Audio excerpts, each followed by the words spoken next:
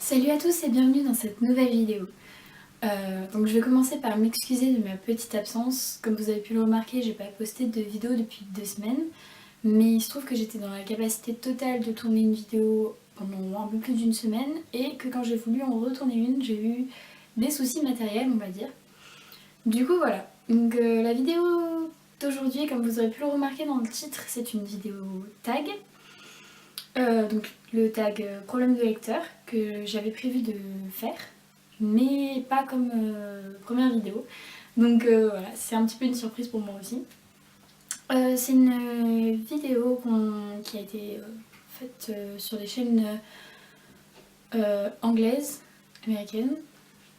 Donc notamment sur la chaîne de Ketastic, dont je mettrai le lien en barre d'infos si vous êtes intéressé. Et qui a été repris en français et traduit en français par la chaîne de Moody Take a Book, je crois, que je vous mettrai aussi en barre d'information. Donc voilà, donc on va passer tout de suite aux questions. Il y a 11 questions. Première question. Tu as 20 000 livres dans ta palle, comment tu décides de ta prochaine lecture? Donc pour être franche, je pense que je n'aurai jamais 20 000 livres dans ma palle. J'en ai un petit peu plus d'une dizaine, peut-être 15-20 en ce moment. Et moi, d'avoir énormément de livres dans ma palle, ça me stresse. Ah, petit aparté pour ceux qui ne savent pas ce qu'est une palle. Palle signifie pile à lire. Donc c'est des livres qu'on a en notre possession et qu'on n'a pas encore lus. Voilà. Du coup, je pense que j'aurai jamais 20 000 livres dans ma palle parce que ça me stresse trop. Sinon, si j'avais donc dans une grosse palle comme ça, comment je choisirais? Une histoire dont je me souviens que j'ai eu un gros coup de cœur, que j'avais très envie de la lire, ou peut-être à la couverture. Voilà.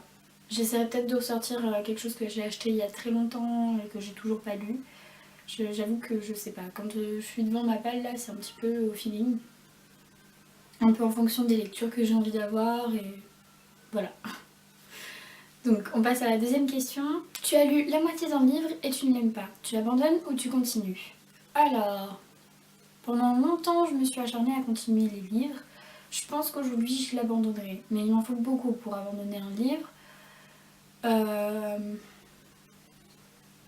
J'ai toujours un petit peu de mal à abandonner un livre.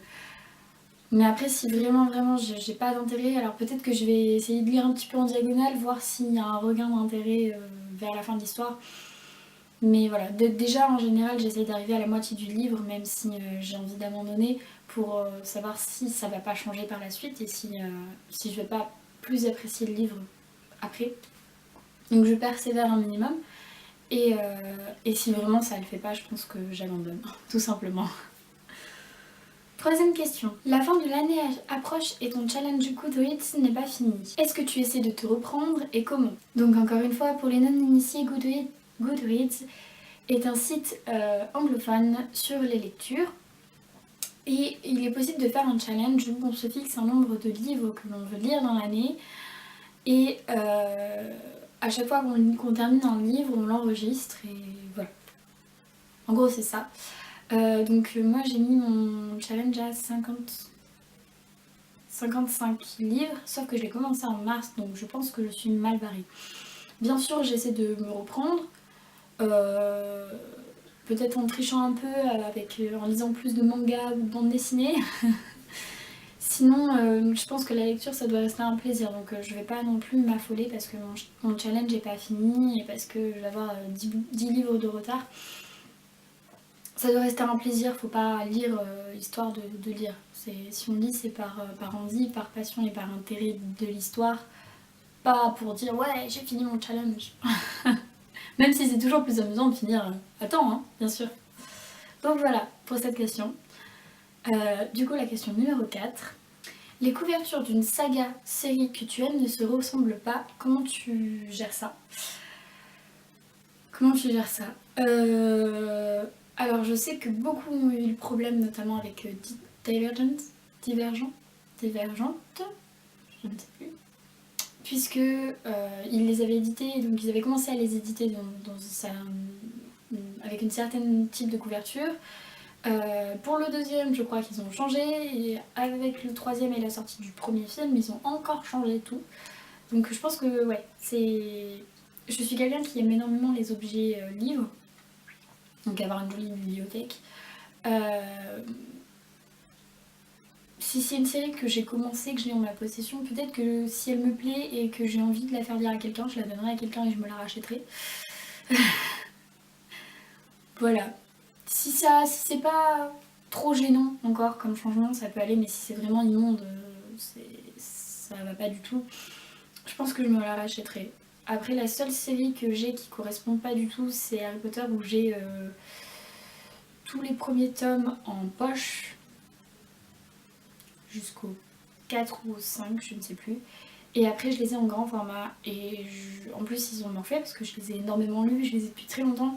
Donc je pense que je les rachèterai. J'hésite à me les acheter en édition de luxe, qui est à la fois magnifique et il y a quelque chose que j'aime pas du tout dans cette édition, donc je sais pas encore. Puis surtout, ils sont très chers. Donc je pense que de toute façon, ouais, ceux-là, je me les rachèterai pour les avoir uniformes et beaux, parce que c'est une série que j'adore et que j'ai adoré. Donc voilà. Soit je rachète, soit si c'est pas super gênant, bah, je fais avec. Hein. Voilà. Parce que racheter un livre qu'on a déjà lu juste pour la couverture, c'est vrai que ça peut aussi être un petit peu... Faut avoir les moyens quoi. Quand on n'a pas les moyens, c'est pas la peine. Concrètement. Numéro 5 du coup. Tout le monde aime un livre que toi tu n'aimes pas. À qui tu en parles du coup? Alors, si j'ai pas aimé un livre que tout le monde aime, j'en parle à quelqu'un qui n'aime pas spécialement lire et que ça ne dérangera pas que je lui parle d'une histoire qui de toute façon ne lira jamais. C'est-à-dire mon chéri et ma maman, souvent. Mon chéri parce qu'il aime pas lire, ma maman parce qu'on n'a pas trop les mêmes lectures. Et parce que voilà, c'est les personnes que je saoule tout le temps avec ça. C'est notamment pour ça que j'ai commencé une chaîne YouTube aussi, parce que les pauvres m'entendent parler de ça, ça les intéresse pas toujours forcément. Sinon j'en parle en vidéo, bien sûr, sans spoiler l'histoire. Sinon c'est pas intéressant, ça n'a aucun intérêt. Mais ouais, j'en parle à des amis, des gens qui lisent pas forcément et donc que ça va pas déranger. Pas le fait qu'on n'ait pas le même point de vue, hein, mais d'entendre parler d'un livre quoi. Après si j'ai quelqu'un qui a lu le livre, qui l'a adoré, qui m'en parle et bah, j'essaie de lui donner mon avis, pourquoi moi j'ai pas aimé, de comprendre lui ce qu'il a aimé.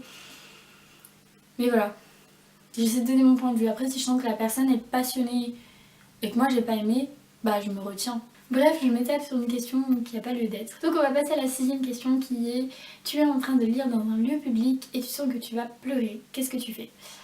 Donc, je lis à peu près partout. Si je sens que c'est un moment qui est trop prenant, trop fort et que je sens que je vais me mettre à pleurer parce que je lis dans un lieu public, je préfère m'arrêter pour terminer la lecture chez moi, pour pouvoir plus profiter de ce moment, puisque s'il y a une raison que je pleure, c'est que c'est assez intense. Donc vraiment être à fond dans l'histoire. Et surtout bah, pas me mettre à pleurer en public parce que je déteste ça. Voilà, tout simplement. Question 7. La suite d'un livre que tu aimes vient de sortir mais tu as oublié pas mal de choses. Que fais-tu? Tu relis le précédent, tu trouves un synopsis bien spoilant, tu pleures de frustration. Alors, pleurer de frustration pour un problème auquel il y a des solutions, ça me paraît un petit peu stupide. Mais après c'est un avis personnel. Donc si c'est un livre que j'ai bien aimé, en général je me souviens quand même de pas mal de choses. J'opte peut-être pour le synopsis bien spoilant. Ça va dépendre si c'est un livre que j'avais déjà envie de relire par exemple parce qu'il m'avait marqué et que bah, justement la sortie du second tome, enfin de la suite, me permet de me replonger dans cet univers. Après si j'ai bien aimé, que c'est que quelques détails qui m'échappent, je vais peut-être essayer de retrouver un synopsis bien spoilant. Mais certainement pas pleurer de frustration. Voilà. Question 8 maintenant. Tu ne veux pas prêter tes livres. Comment dis-tu non gentiment si on te pose la question? Alors, je suis plutôt pour le fait de prêter ses livres, surtout si j'ai bien aimé une lecture et que j'ai une personne qui pourrait être intéressée mais qui est un peu sceptique, bah ça lui évite de l'acheter et ça lui permet de le lire. Donc je suis plutôt pour le fait de prêter mes lectures, enfin mes livres. Après je suis une grosse maniaque. Je pense qu'il y a très peu de gens qui sont aussi maniaques que moi avec les livres. c'est pire que l'obsession de pas aimer les gens qui cornent les pages ou quoi que ce soit. C'est par exemple un livre, quand je suis en train de lire et par exemple j'en suis au début, même si je fais attention à pas trop ouvrir mon livre pour pas le casser, quand on le pose il y a toujours, voilà, il se passe ça, il y a la couverture qui repique un peu, donc je pose mon livre comme ça pour que le poids du livre aplatisse la couverture. Je suis maniaque à ce point. Du coup, quand je prête un livre, généralement les gens me connaissent donc ils savent que je suis très maniaque avec les livres en particulier, parce que sinon je le suis pas trop. Je le leur précise, je leur dis voilà, tu me l'abîmes pas, tu t'écris pas dessus, tu me le tords pas, tu me casses pas la tronche, sinon tu me le rachètes. Concrètement c'est ça. Et puis si c'est un exemplaire qui a une valeur sentimentale pour moi, donc par exemple un cadeau qu'un proche m'a offert, avec ces petites écritures, ces petits mots qu'on vous laisse dans les livres, et que si on vous rachète un exemplaire, oui, vous aurez le livre intact, mais vous aurez plus de petits mots. Donc que ce soit ça, que ce soit carrément une dédicace d'auteur, donc de la même façon, vous pourrez toujours racheter le livre, mais pas racheter la dédicace, on va dire. Ou si c'est dans une édition qui soit n'existe plus, qui n'est plus publiée de cette façon-là, soit qui vaut cher ou quoi que ce soit, je refuse et j'explique à la personne pourquoi. Donc soit parce que ça a une valeur sentimentale, soit parce que ça a une valeur physique et que, je sais pas, voilà. Si c'est un ami, même si j'ai confiance en lui et que je sais qu'il va pas abîmer mes affaires, j'ai pas envie qu'il y ait un incident quelconque et qu'il se retrouve à acheter un livre cher, par exemple. Donc voilà, j'explique, si c'est non, j'explique pourquoi. Sinon je suis plutôt pour le prix des livres, tant qu'ils me reviennent. Et tant qu'on ne me les abîme pas. Question suivante. Donc la question 9. Tu as choisi et reposé 5 livres le mois passé. Comment gères-tu ta panne de lecture? Alors j'ai eu déjà des pannes de lecture, dont une très grosse, où j'ai lu très peu de livres pendant plusieurs années. Enfin j'ai toujours lu, mais plus comme une lectrice compulsive comme avant. Si ça m'arrivait aujourd'hui, soit je fais une pause, parce que ça veut dire que j'ai besoin de faire une pause, d'avoir d'autres activités que de tout le temps lire. Soit je vais me tourner vers un livre que j'ai très très très envie de lire depuis très longtemps, que j'ai pas forcément dans ma pile à lire, mais que j'ai très envie de lire, et puis je me dis allez, je me l'achète et j'essaye avec ça. Si ça marche pas, je vais peut-être essayer de lire ce que j'appelle un livre doudou, c'est-à-dire un livre dont on est sûr qu'il va nous plaire, dont l'histoire nous touche, nous colle, et on sait que ça va nous faire du bien de lire ce livre. Et puis si j'ai même pas envie de lire un livre doudou, c'est qu'il faut faire une pause. En espérant qu'elle dure pas encore des années, mais c'est qu'il faut faire une pause, tout simplement. Faut pas, comme je disais plus haut dans la vidéo, il faut pas se forcer, la lecture ça doit être un plaisir, et il y a des moments où c'en est pas un. Voilà, tout simplement. Même si pour moi c'est une façon de s'évader, il y a des moments où lire, on n'a pas la tête à ça. Ça arrive, faut faire avec. Voilà. Question suivante. Question numéro 10. Il y a tellement de nouveaux livres que tu rêves d'acheter, combien en achètes-tu réellement? Donc le mois passé j'en ai acheté un petit peu plus d'une dizaine, parce que c'était mon anniversaire et donc j'avais l'occasion de le faire. Après malheureusement, dans ma situation actuelle, je peux pas me permettre de faire ça tous les mois. Donc ça va dépendre en fait, ça dépend des moyens, ça dépend de si on en a encore à lire ou pas. Si on a un, on l'attend depuis des années, ou si on a un, on sait que ça va nous plaire et qu'on a envie de lire ça absolument, voilà, tout simplement. Question suivante, qui je crois est l'avant-dernière. Et non, question suivante qui est la dernière. Donc question 11. Après les avoir achetés, combien de temps passe-t-il dans ta palle avant que tu les lises? Donc si c'est en lien avec la question d'avant, si c'était un livre que j'avais très envie de lire, c'était un coup de cœur, et c'est d'ailleurs pour ça que je l'ai acheté, parce que c'était pas forcément le moment d'acheter le livre, je le lis tout de suite, de préférence. Après j'essaie de les lire assez rapidement parce que quand j'achète des livres c'est que c'est des livres que j'ai vraiment envie de lire ou dont j'entends parler depuis longtemps, qui m'intriguent, qui m'intéressent. Donc j'essaie de pas avoir une palle trop conséquente on va dire.